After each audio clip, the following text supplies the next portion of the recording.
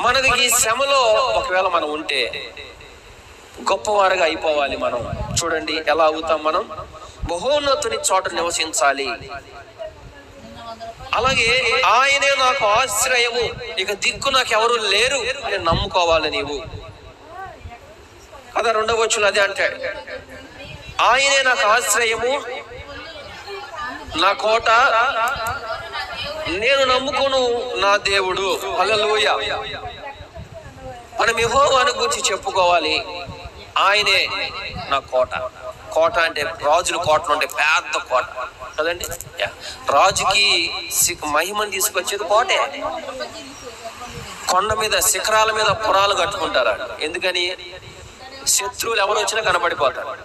శిఖరం మీద ఉంటే శత్రువు ఎవరు వచ్చినా కనపడతాడు. అందుకని కోటలు ఎక్కడ కడతారంటే కొండల మీద, ఎత్తైన ప్రదేశాల మీద.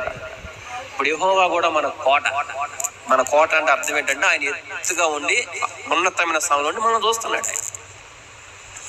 ఆయన నమ్ముకోదగినటువంటి మన దేవుడు. దేవునికి మహిమ కలుగునగాక.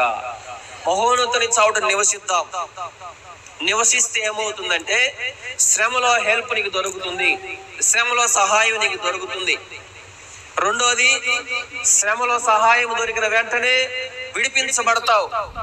నీకున్నటువంటి బాధలో నుంచి, శ్రమలో నుంచి విడిపించబడతావు. విడిపించబడిన తర్వాత నీవు గొప్ప చేయబడతావు. నువ్వు ఎదుగుతావు.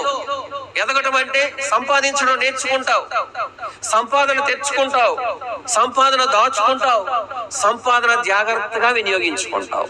ఇవన్నీ ఉంటేనే మనకి ఆస్తి నిలబడింది. చాలా మంది కష్టపడి యోగ్యత ఉంటది కానీ ఇంటికి తీసుకొచ్చిన యోగ్యత ఉండదు. ఒకడు ఏం చేశాడంటే పొద్దుగూకులు కష్టపడతాడు.